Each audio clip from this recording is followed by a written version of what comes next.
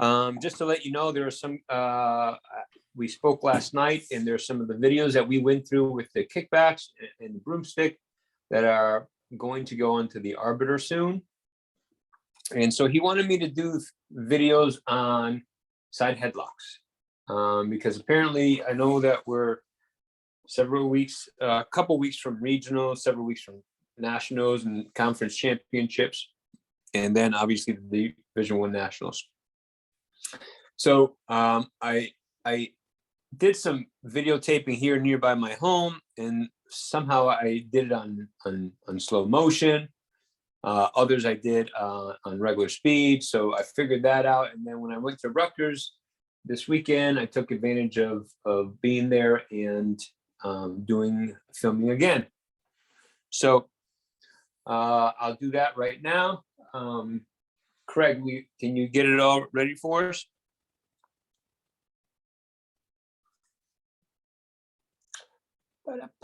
Yeah, I'll share the screens.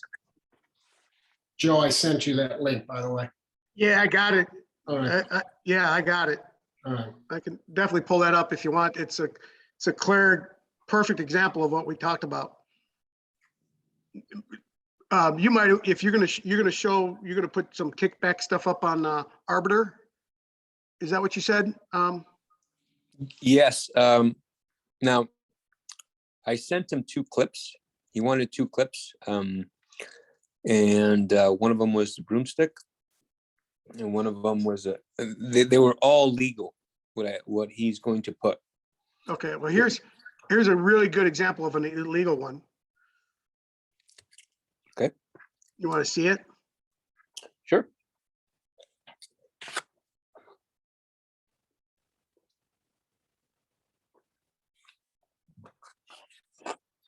Okay. Everybody see my screen okay? Yep. Yes.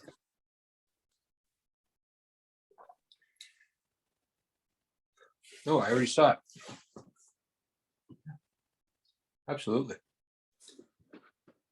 Did they call it that way? No, I guess that was missed. You right, Gary, you said? Yeah, it was missed. Okay. Were there 2 refs or 1 ref? There was 2 refs. I was at Wheaton. Oh, really?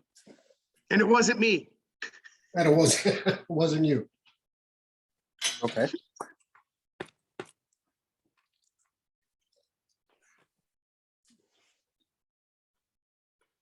Okay.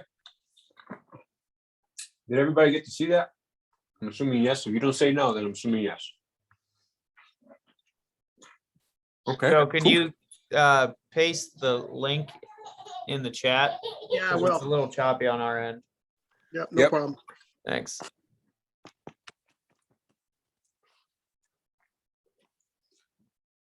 Thanks, Joe. Yep, my pleasure. All right. So, Greg, ready?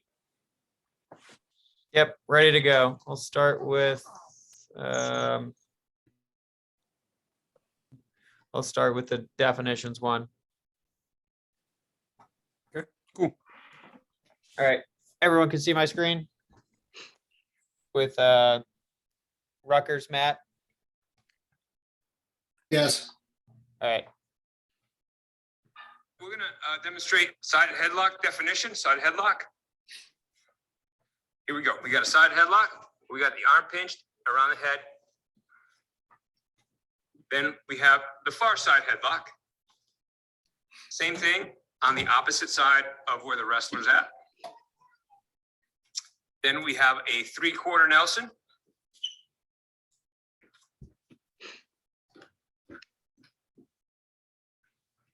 Then we have an assassin. He's on the side behind the elbow. And we have a Merkle.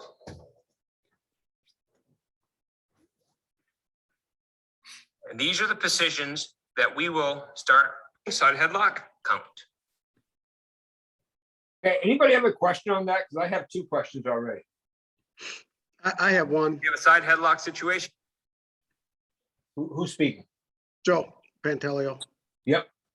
So in looking at this, the key here is that obviously the head and arm has to be included.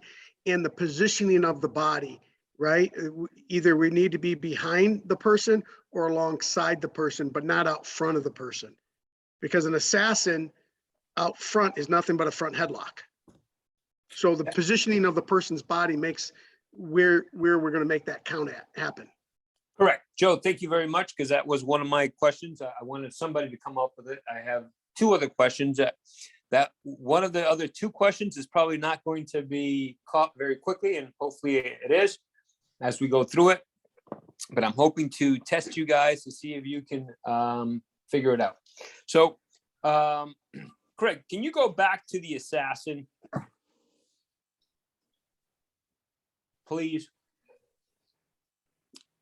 And quite frankly, the first video I made when I was around here, I did the same thing. Unfortunately, it was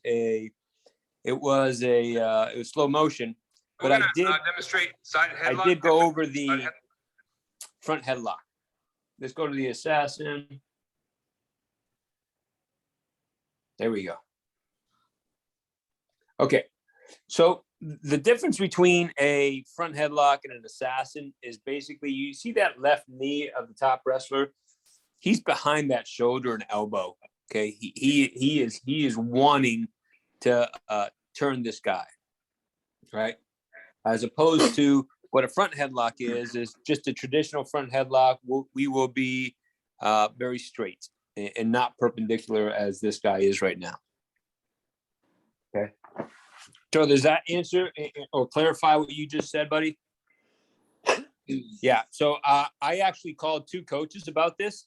Just I thought I knew what it was, and sure enough, it was confirmed that, hey, listen, as soon as we're behind that arm and shoulder, we're into that assassin position.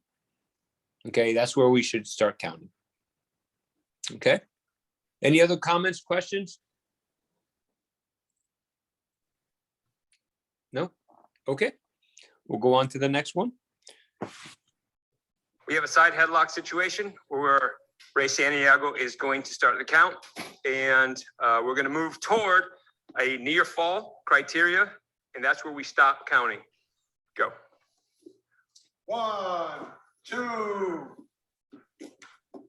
1, 2, 3, 4. So we stop at the moment that the top wrestler started moving toward criteria, and we transitioned into near fall criteria because that's what we meant.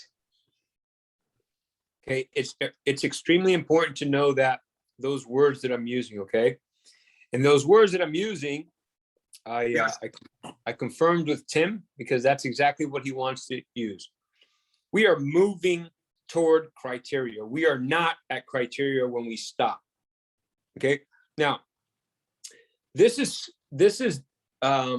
we're only demonstrating. It's very, very, it's an atmosphere that we're just rolling around. We're just telling the kids what to do, and they're doing it.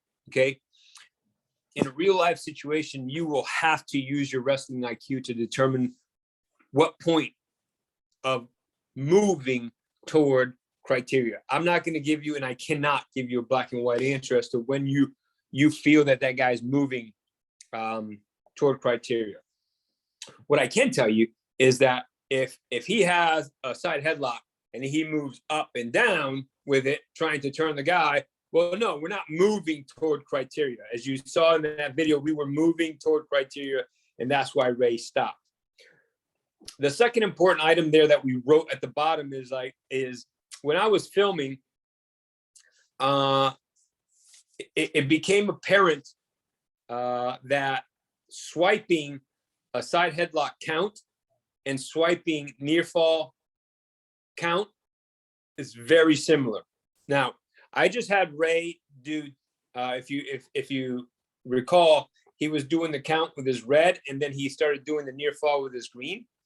We just did that on purpose, just to be able to say, hey, listen, distinguish your counts. Is it going to happen like this? Probably not, right?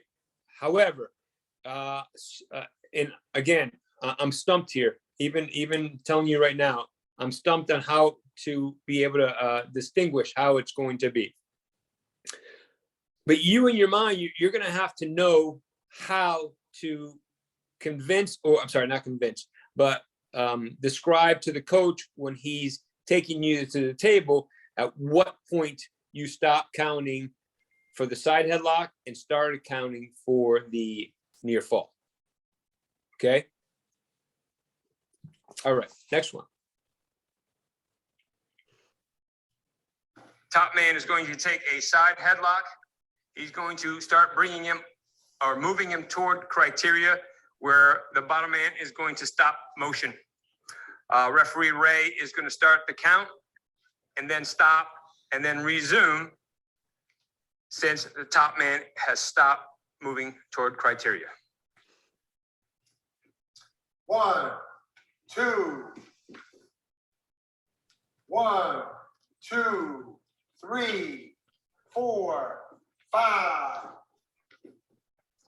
Okay. Now, what we're assuming here is that the top man again has not reached criteria, so he cannot just stay there on the side headlock. We have a side. Can we go back to that one, Craig, please?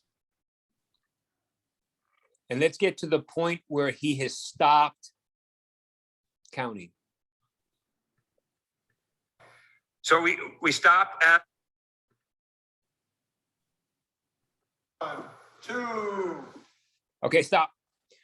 All right, so we've identified that, again, this is not live, this is scripted. We stop counting at this point because he's not going anymore, right? And he's not meeting criteria, so we have to make a decision. You have to use your again, I'm gonna say your wrestling IQ is to determine whether we're still moving or not. And if we're not, one of the things that I would say here is that to make the top man know that he is not getting near fall count and that he is going to get another side count is say improve. Okay, just like the scramble situation where a defensive wrestler holds the leg first, then the top man holds his leg, and it becomes where the bottom man lets go of the leg, and clearly the top man still has the leg. We want to say improve to let him know that, hey, we're going to start counting side headlock or drop down situation. Angel, Okay. can I say something else about that? Yes. So I do Lehigh a lot, and their heavyweight does the assassin. And when he puts it on, I'll say side headlock 1, side headlock 2. And that seems to help him. And then he'll start to move and I'll stop. And the same thing happened with me. He got stuck there. So he was looking up at me and I was like, side headlock 1, side headlock 2. And then he tried it and he actually got it into criteria. Scott, that's a very great, a very good way to identify what's happening. I actually, during the Iowa-Penn State match, I decided to do that. I didn't know that Jason Wedgbury was already doing it. Drop down 1 and side head. I did drop down 1, drop down 2. I actually started it with Purdue in Wisconsin, and I guess the audio didn't work. So I was trying to listen to myself do it, and sure enough, I couldn't hear it because audio wasn't working. But yeah, that's one of the ways that you can possibly do that. Absolutely. Thank you, Scott. I forgot Hey, about quick that. question. Yeah. Scott, did he earn near fall criteria? And if you're going to talk about it next, Angel, that's fine. But I assume in this case, there's still no near fall criteria the top man's working for. If you get to a 1 count and then they go out, you restart the count, or do you give them time to work? I mean, there's a lot of variables, you know what I mean? Because the bottom guys, if I'm bottom in the assassin or in this side headlock Merkel situation, I'm getting the heck out of Dodge here, you know? Yeah, right. If Craig, can you go back maybe 3 seconds or 4 seconds and watch Ray what he does? And he does this purposely because this is what was scripted. Okay. Okay. Listen to his count. 1, 2. 1, 2, 3, 4. Gotcha. Okay. So we want to start back from 1. Can you imagine? And this was discussed, okay? Can you imagine you counting to 4 and then stopping and then count 5 and he brings them down to near fall criteria? And the Yeah. semifinals of whatever divisions, 1, 2, or 3 semifinal or finals. Exactly. Oh my goodness. You're going to get real bricks thrown at you. So yes, we start counting from 1. That was purposely done. Yeah. Okay. So guys, this is similar. This is going to be almost exactly the same, just a different position. And we're gonna see where we just count, and then we count and we stop, and then we start again from 1. Go ahead. 3/4 Nelson, part 1. 1, 2, 1, 2, 3, 4. So again, did you see that? Were you counting side headlock, or were you counting near fall?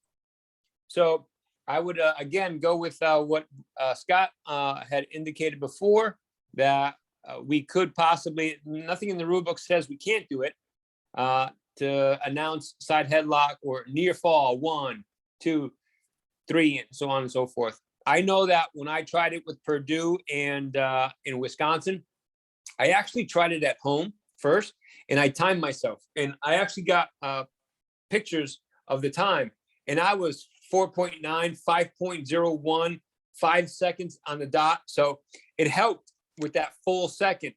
However, I did it a little bit different. I said, drop down 1, 2, because I did the drop down 1, I found my cadence, drop down 1, 2, 3, blah, blah, blah, blah. I mean, again, whatever your comfort level is what I would say. Okay, next video. Hey, Angel. Yes, sir. Just kind of adding on to what you're talking about with drop down and stuff like that. Criteria 1 is an awful lot like 1001 also. When they get into criteria, would that be a possibility? Yeah, again, I think if you can try and differentiate yourself and make it audible, but also know that for yourself, so that if somebody takes you to the table, say, Coach, I changed my call, so that he would know that it was either the drop down or the near fall. Yeah.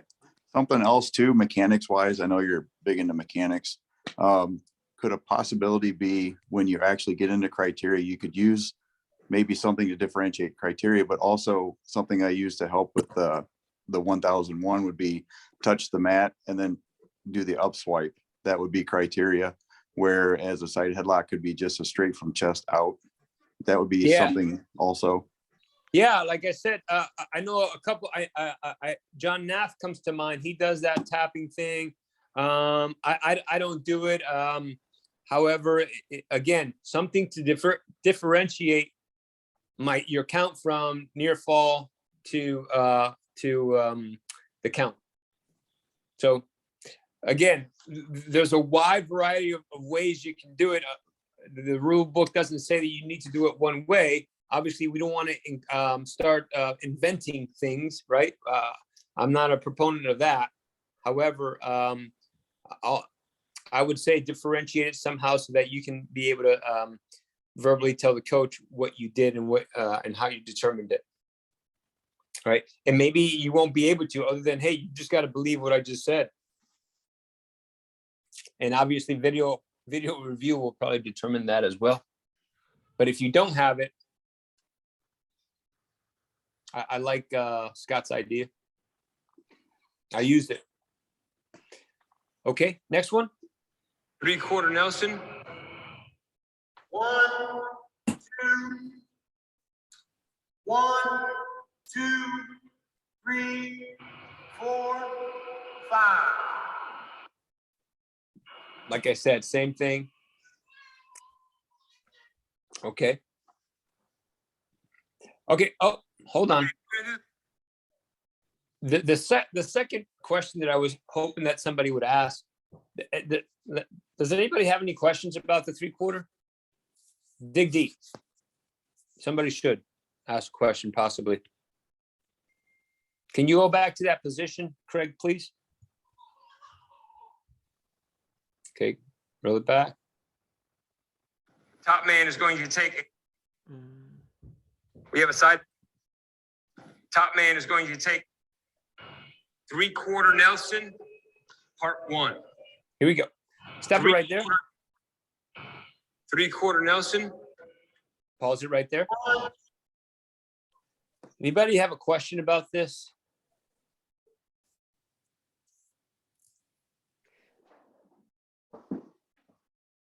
I don't know if this is what you're looking for, Angel, but I think you got to watch the artery on the far side there of the neck.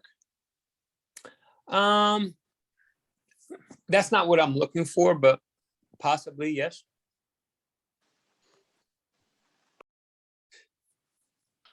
I bring this up because, I'm sorry, go ahead. Who's gonna ask? Potentially a headgear grab from equipment. No, it's not very apparent. So when I was in high school, I used to, this is my pinning move, and I got a lot of pins because of it, but I never used the arm. Full Nelson. The illegal Nope. headlock, Not a full Nelson. an illegal So headlock. You bring that right arm under the armpit. Yes, that's not illegal headlock either. With a 3/4 Nelson, it's illegal. He's off to the side. So There's even no arm. what we don't want to do is confuse things, okay? And say, hey, we count it with the arm enclosed, but we don't count it with the arm not enclosed. Both get it, okay? All right, let's go to the Merkle. Same thing with a Merkle. We're in Merkle position. Leg in. 1, 2. 1, 2, 3, 4. So you notice how Ray has stopped the count of the side headlock because we are moving toward criteria. Here's the second one where we're going to restart time. 1, 2. 1, 2, 3, 4, 5. Wonderful. This applies to all side headlock counts. The Merkle, the side headlock, the far side, the assassin, and the 3/4. Asa Devon, thank you from Rutgers. Appreciate the time. Ray Santiago, thank you very much.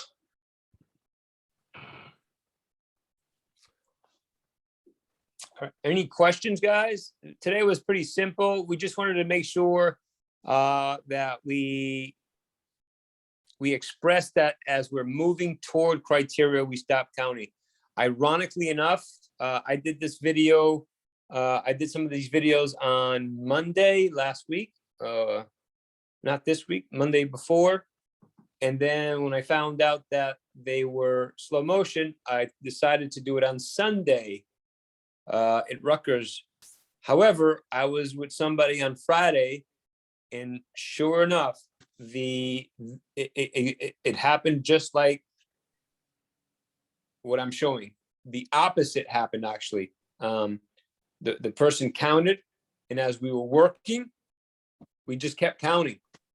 And so I didn't say anything because we never got to 5, but I would have if we have gotten to 5.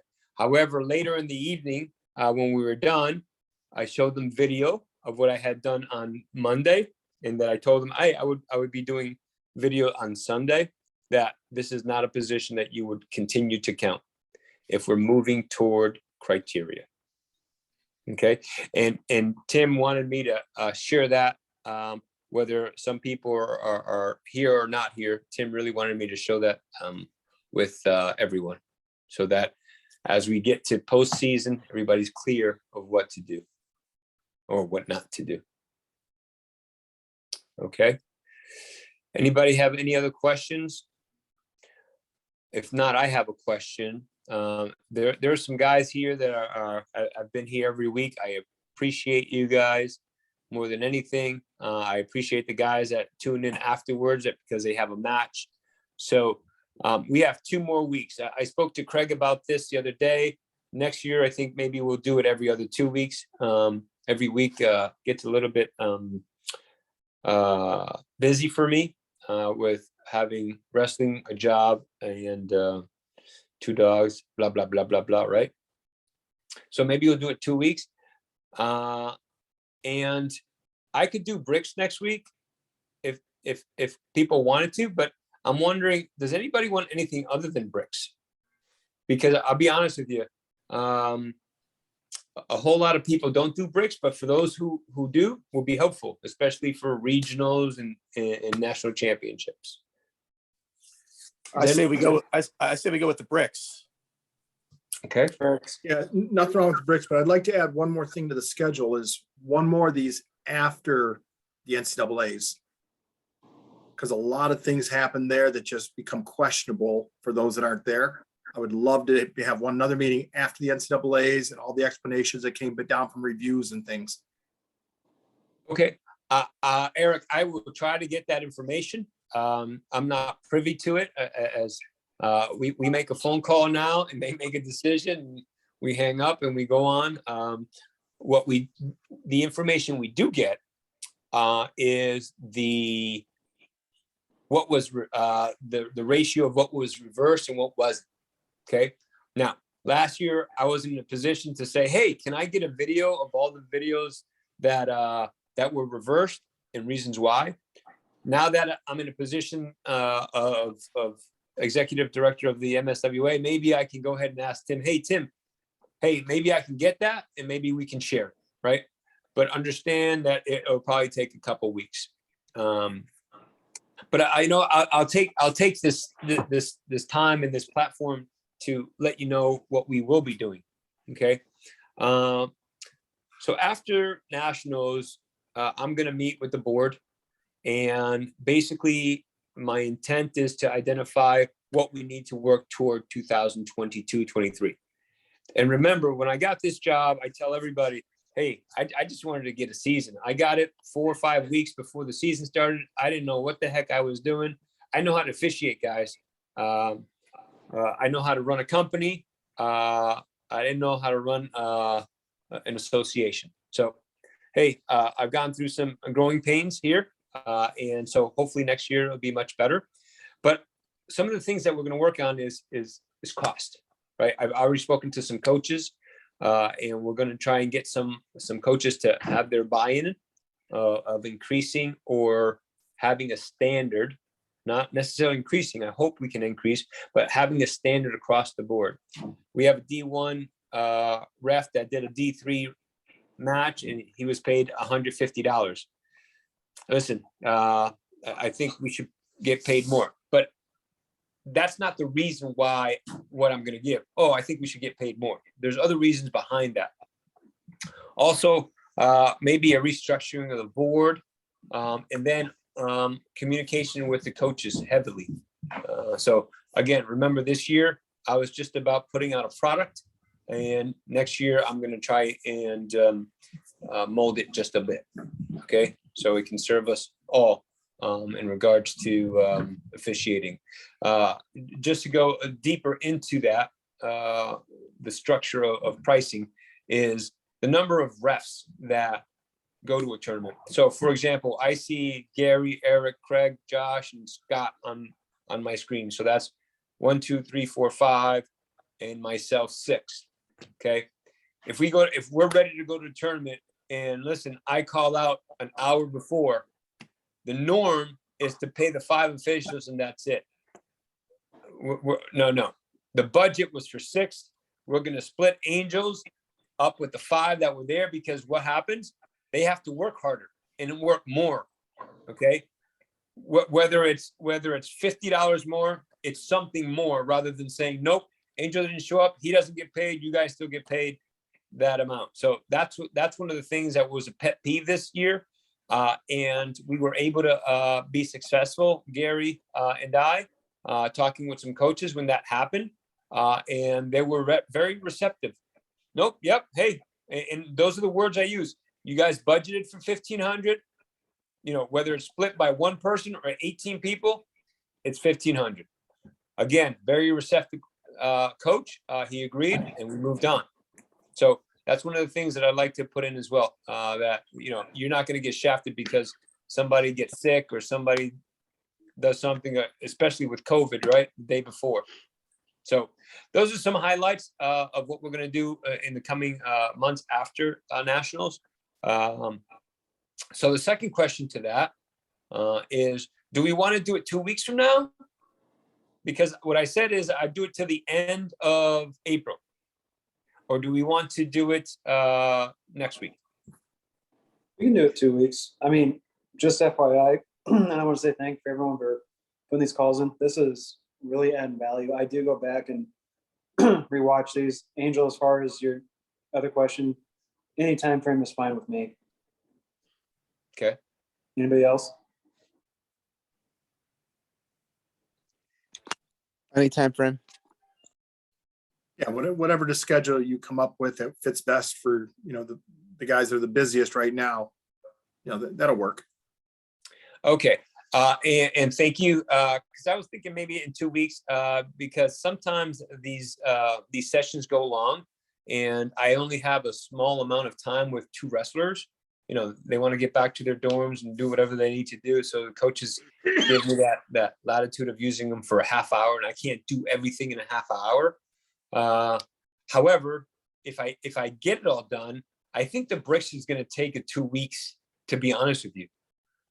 Unfortunately, I'm leaving tomorrow on a plane. I won't get home till Sunday. Sunday's what is it? Super Bowl Sunday. I'm not doing anything on Super Bowl Sunday. And then we got Monday, Tuesday to get everything done. And Craig hates me. I'm telling you, Craig does not like me for Wednesday videos, because I send them everything on a Tuesday evening at 8 o'clock in the 8 o'clock in the evening. If not, I'll try to get it. If I don't have time, then I'll just, again, send everybody an email. We'll put it on the MSWOA.org website that next week is canceled, but we'll resume at least the last week of February. Okay. Fair enough, guys. All right. Well, Sounds hey guys, thank you. I'll see you either next week and most definitely the last week of February. And hey, two things. I spoke to two guys that got their Division One and Division II nationals, and they're two guys that I mentor. Okay, and I'm pretty proud of it. They are as well. So there's a lot of celebration. And so I had a call with each of them today. And for those of you that are in the stretch of the end of the season and you're doing high school stage or regionals or whatever you're doing, what I would recommend here today is you have about 2 to 3 weeks. I have about 2 to 3 weeks before Big Tens. Okay. I'm not doing a regional, so I have a week off. I have 2 weeks, a week off, Big Tens, a week off, then D1s. So listen, there's kinks in my armor as well. Okay. And I've started working on that. I remember to this day, on December 5th, I started working on something that I didn't know I had to work on. December 5th, I have that in my head. But now I'm going to refine everything that I need to. So I would ask you guys, before your tournaments, before your end of the year tournaments, hey, pick 1, 2, that's it. Pick 1 or 2 things that you guys need to refine and start working on that throughout this week, so that you're not trying to work on it at your state tournament or your regional tournament. Okay. And if you need some advice, guys, we got 2 or 3 weeks. Call me. I'll help you. I'll be more than willing to help you. Just call me. All right. So that's my advice for the next 2 weeks, guys. So good luck. And again, see you either next Wednesday or in 2 weeks. All right. Thanks again, gentlemen. Thank you. Thanks, Angel. Take care now. Good.